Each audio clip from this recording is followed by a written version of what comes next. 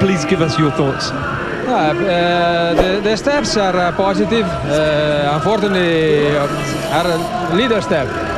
But since we introduced the new aero package, we didn't get any. Also, the Tissot sprint yesterday, the sprint that was won by this man, the world champion occasions, with Andrea Iannone, Andrea Dovizioso in those classic battles with Marc Marquez, the last corner thrillers, Jorge Lorenzo, Jorge Martin, and most recently Pecco Bagnaia have tasted race. First corner, Jorge Martin, of course, looking to make up ground once again from 12th on the grid. Perhaps he'll be a little bit more circumspect this time, but you can understand why there's quite a bit of tension amongst the riders on that grid. Just a quick confirmation if you were with us before. Austria, it's full throttle, lights out, and we are going. Spielberg, superb start from pole position once again by Pecco Bagnaia. Now they just did in the sprint yesterday.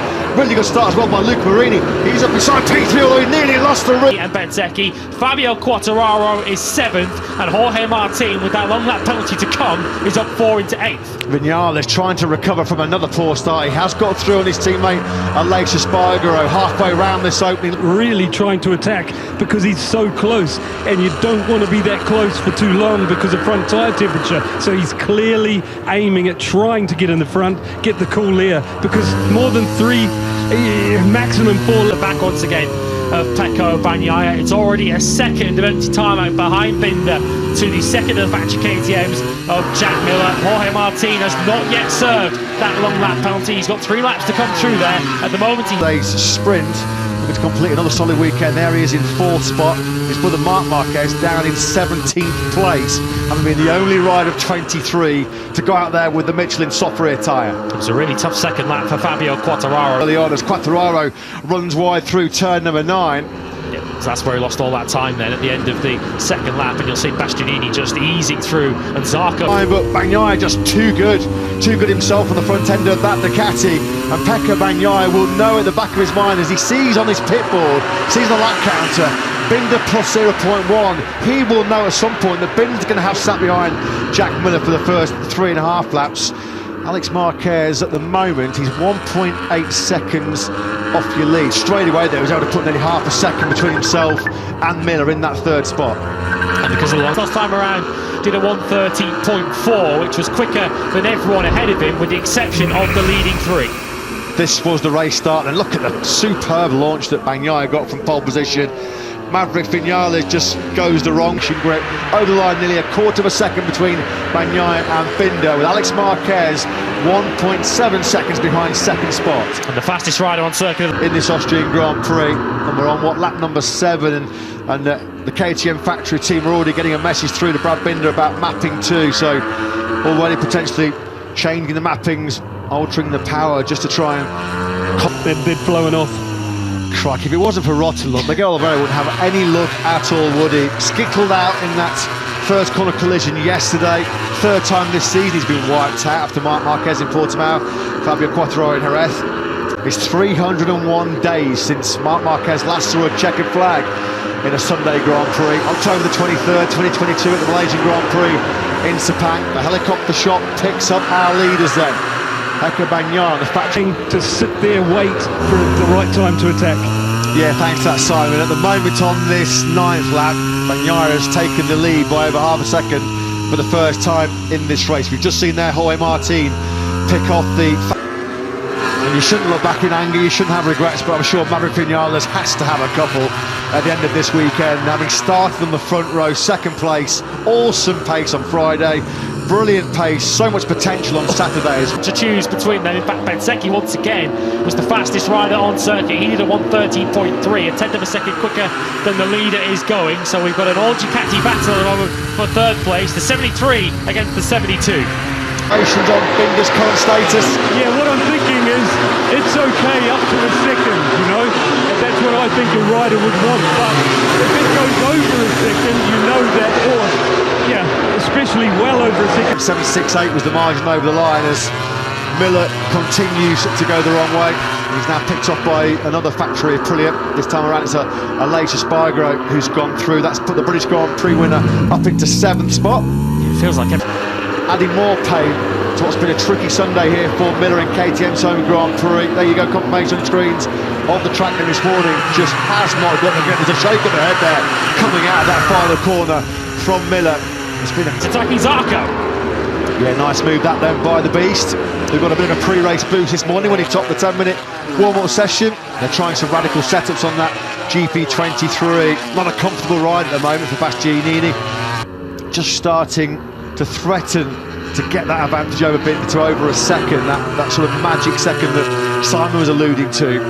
Binder fighting tooth and nail to keep it around 8 to 9 tenths. It was a 30.7 for the South African in second, which is why he's now dropped to around 1.1 seconds off the pace, although that's nothing compared to the problems of his teammate at the moment. Jack Miller's about to be overtaken by Fabio Quartararo, who pulled off the overtake of the year into the Crypto Daytona, and he's got a track limits warning as well. So has the likes of Iker Lecuona and Fabio Di Antonio. None of that trio currently circulating in the point scoring places. This was the attempted and ultimately unsuccessful overtake. To the South African up ahead, you could see just behind Bezzecchi, the second Mini VR46 Ducati of Luca Marini. He did a 130.8 last time around, so he's holding a pretty safe and secure big place. Here he is on the number 10. He had a good outing 2-3 years ago, and ran wide at see the track on the last lap, an automatic penalty, which meant Marco Bezzecchi gleefully took the race win. And Jorge Martin will clearly feel that he not started from the back of that fourth row with his fastest lap cancelled.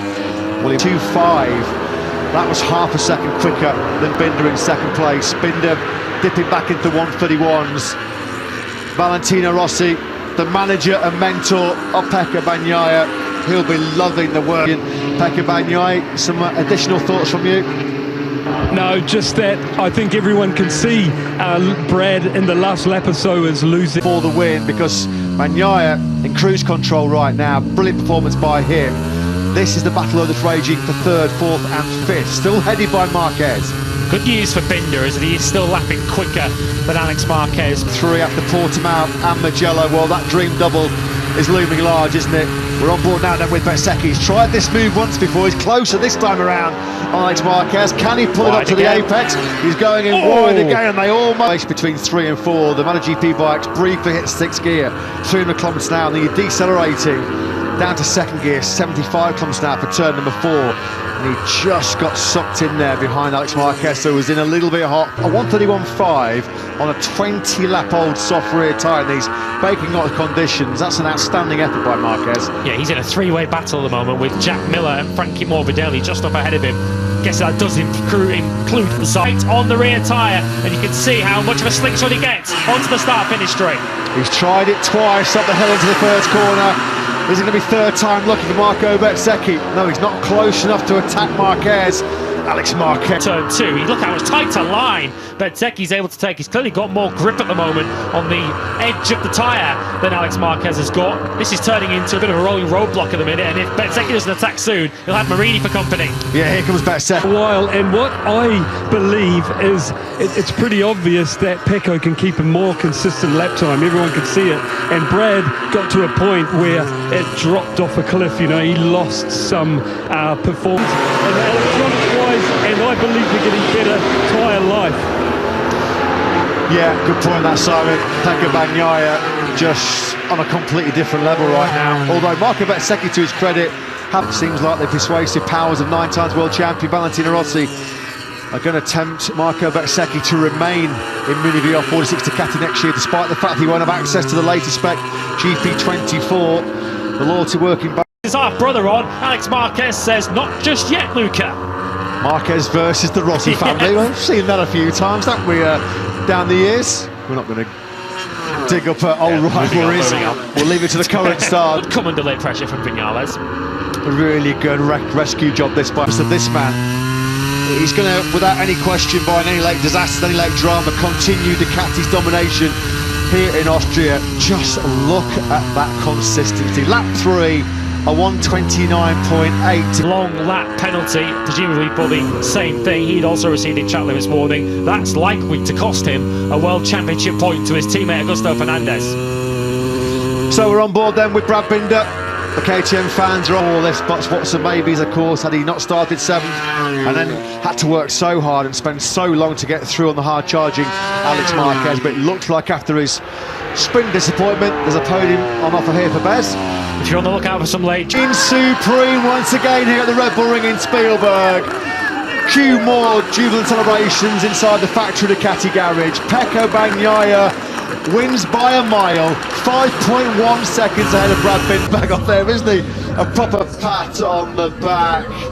Valentino Rossi then, 2 VR46 Academy riders on the podium. Let's get some thoughts from Ducati technical genius Gigi Dall'Igna, who's with Simon. Yes, Gigi, it looked to me. Now here at the Red Bull Ring. Some late penalties to draw your attention to, incidentally. Paul Espargaro, we told you about his long lap penalty. He didn't have time to serve it. That did cost him.